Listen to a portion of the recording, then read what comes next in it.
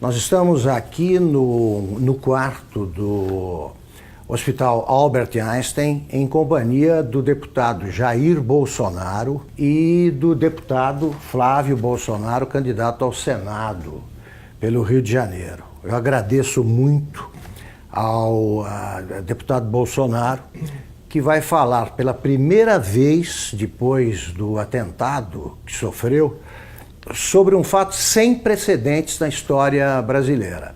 Um candidato com grandes chances de vencer a eleição foi esfaqueado durante uma manifestação popular a seu favor. Então eu queria perguntar o seguinte, deputado: um episódio desse tipo, de tal forma dramático, muda a cabeça de qualquer pessoa exposta a esse tipo de violência. No seu caso, o que o senhor acha que mudou? Na cabeça, o que o senhor passou a pensar diferente? Eu entendo que esse atentado sim, que no meu entender foi algo planejado. O senhor acha que foi um atentado político? Esse atentado político, na minha dúvida, porque me tirando de combate, você pega os 3, 4 próximos na relação, são muito parecidos. Queria saber o que o senhor sentiu no momento. O senhor comparou um soco no estômago, a sensação. A dor foi exatamente essa, né? A dor, quando eu levei a pancada, eu pensei que um cara tivesse dado um soco, uma pedrada meio de longe. O senhor não viu o rosto dele? Não, o rosto dele não vi. Eu vi um vulto, não teria condições de desviar a cara dele, não teria condições. Tá. Eu vi que tinha um vulto que se aproximou e deu uma estocada. E quando eu caí, eu falava para o segurança, né?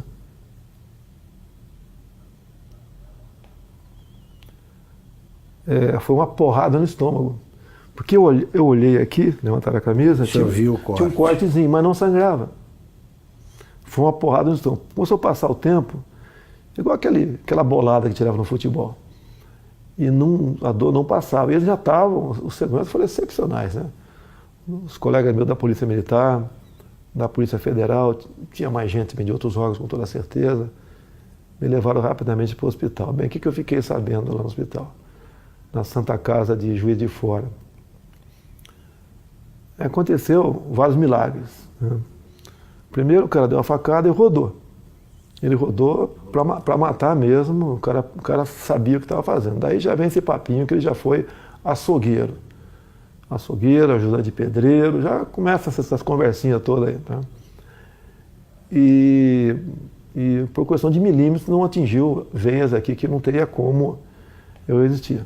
Foram em 3 lugares no intestino fino e um no grosso, onde espalhou fezes por aqui tudo. Me levaram para o hospital. Eu ainda não sabia o que tinha acontecido, né? Bem, resumindo, foi drenado mais de 2 litros de sangue, 35 pontos, levei aqui, abriram tudo, botaram tudo para fora. Me disseram que eu acordei 2 vezes durante a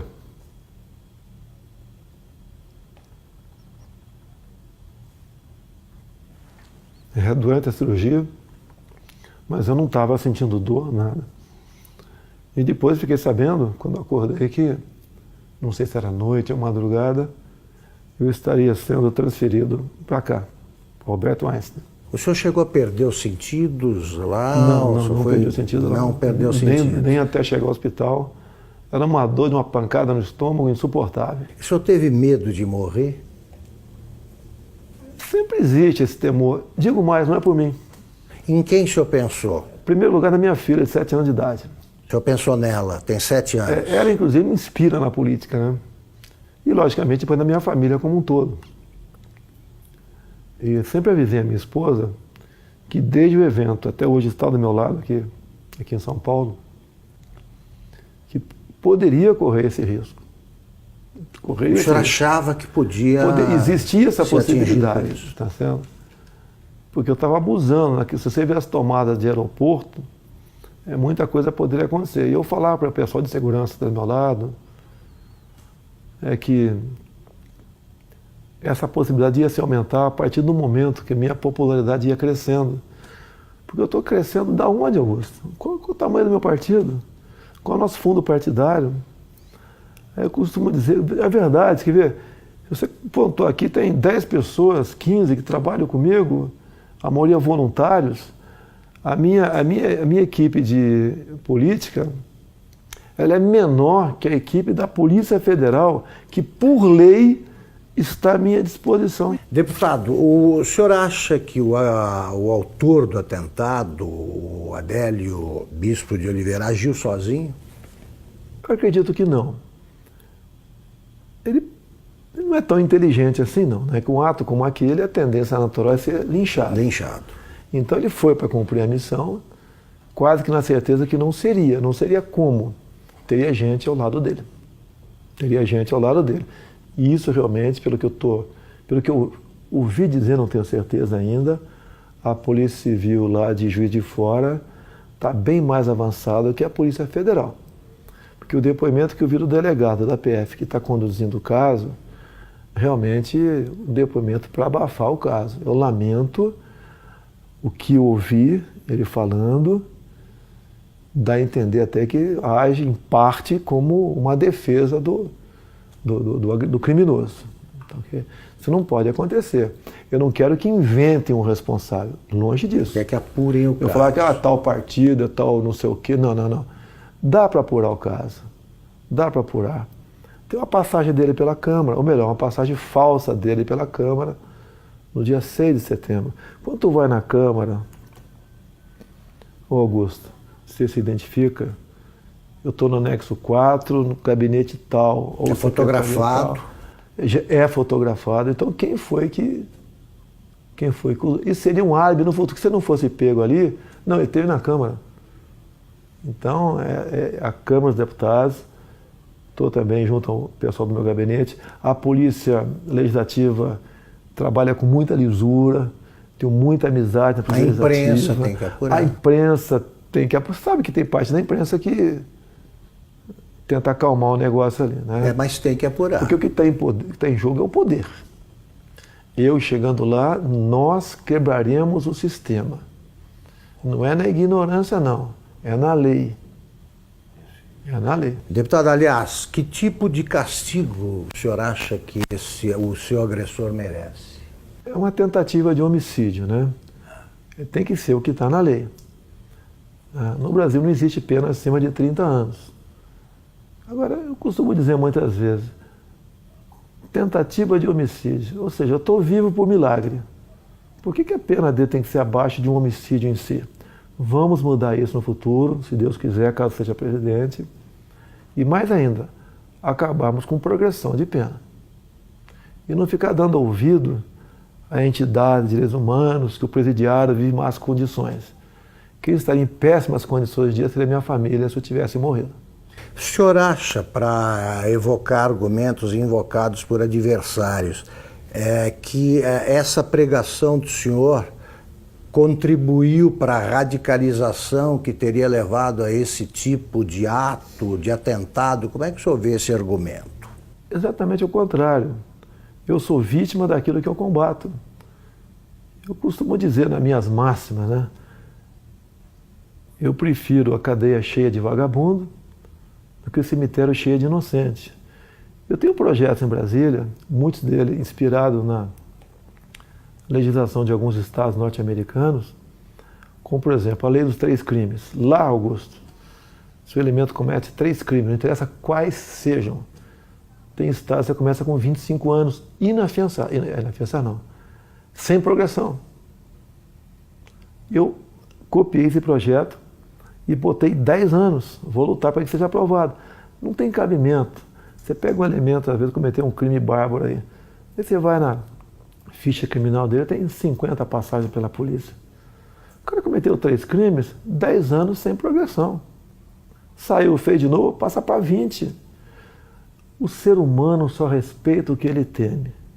Se cometer crime, a punição é quase inexistente, é um estímulo para você ser criminoso.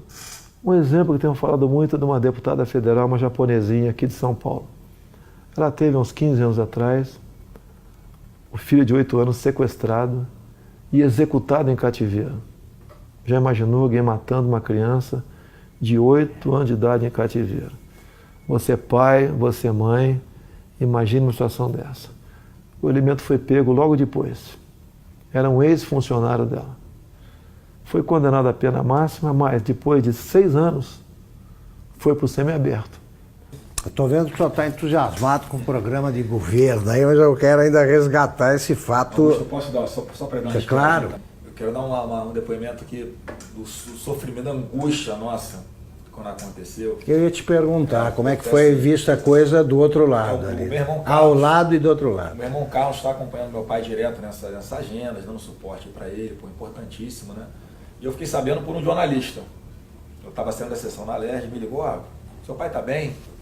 Eu fiquei sabendo que tentaram dar uma facada nele lá em Juiz de Fora. Você estava onde? Eu estava na LERJ. Aí quando ele percebeu que eu não sabia o que tinha acontecido, ele falou assim para mim, pode ficar tranquilo que, pelo que eu sei, não foi nada grave não. Foi um sentimento que eu não tinha sentido antes. Eu subi, fui no gabinete de um deputado, que eu estava indo para conversar com ele, um deputado evangélico. Rapaz, quando eu cheguei lá, tinha uns 15 pastores no gabinete dele. E eu não sei porque eu me deu uma vontade, eu comecei a chorar muito, explicando o que tinha acontecido, sem saber o que tinha acontecido, né?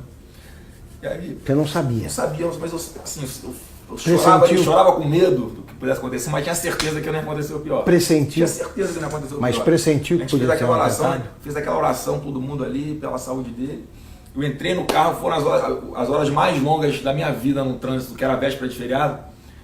E aí eu sabia assim, meu irmão tá lá com ele, tá bem cuidado, tá num bom hospital. E aí, mas eu fui me acalmando no caminho, né? Aí quando eu cheguei lá, que os médicos me explicaram o que era, é que eu falei assim, cara, foi milagre, esse cara não sabe o que aconteceu, ele estava acordando meio grogue. Você achou que seu pai poderia morrer? Eu em momento algum achei que ele fosse morrer, em momento não. Algum. Eu tinha uma paz dentro de mim que isso não ia acontecer.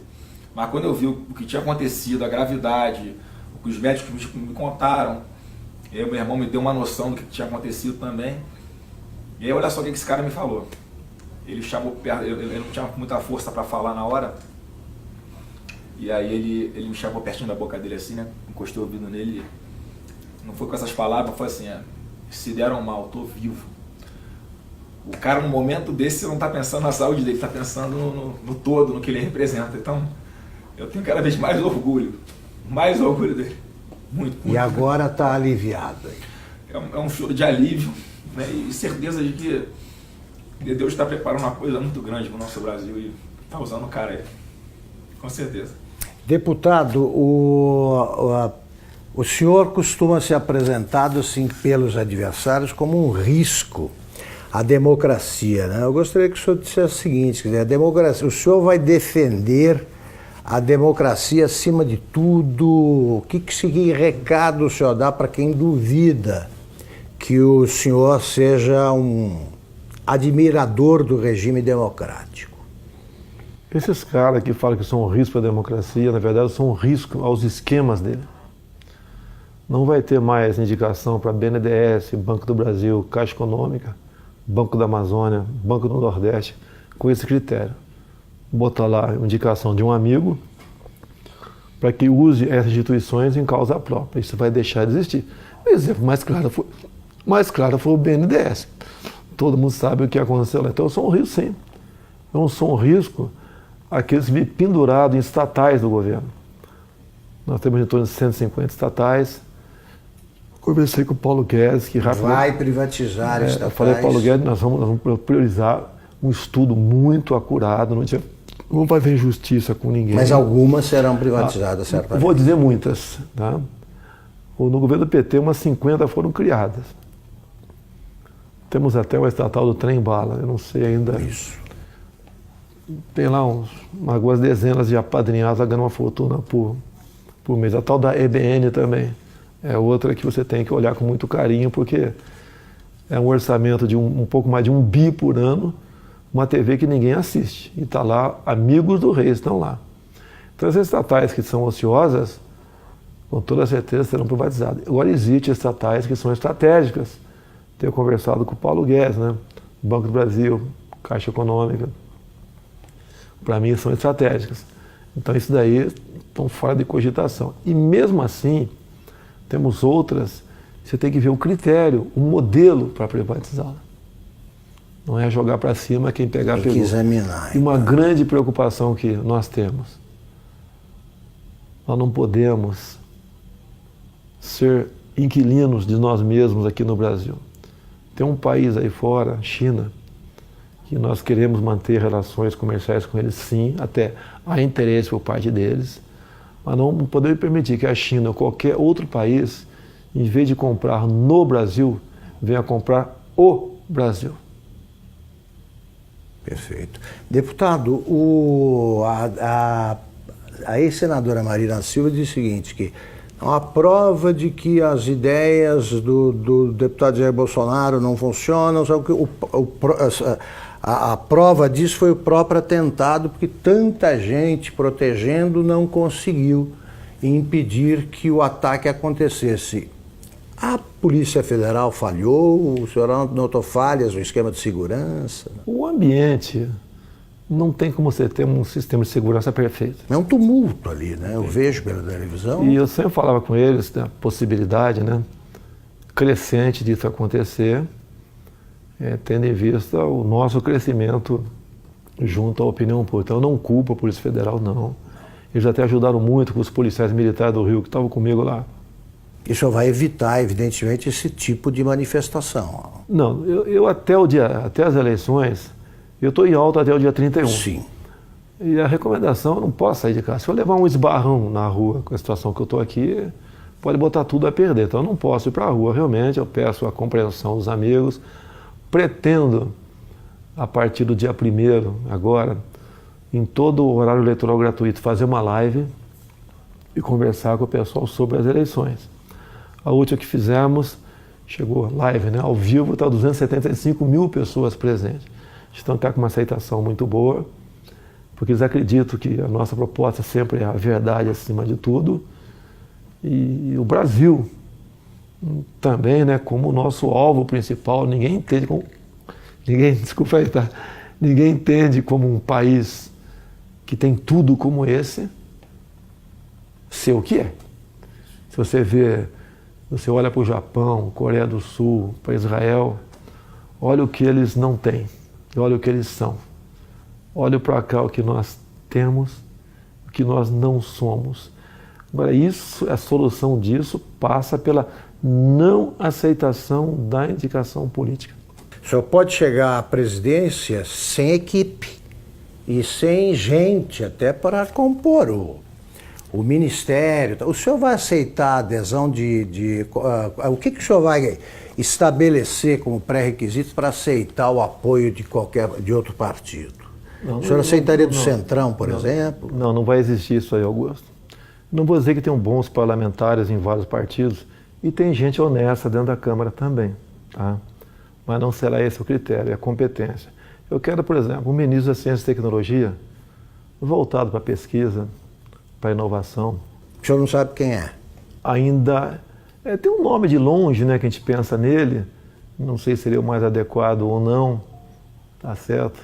Mas é um pouco inexperiente ainda, o nosso querido coronel da Aeronáutica, Marcos Pontes, o astronauta. Sim. Poderia ser uma pessoa para lá ou para compor o ministério, ou para compor. Então o ministério é importantíssimo. O que faz o jovem sair do Brasil? Falta de oportunidade aqui.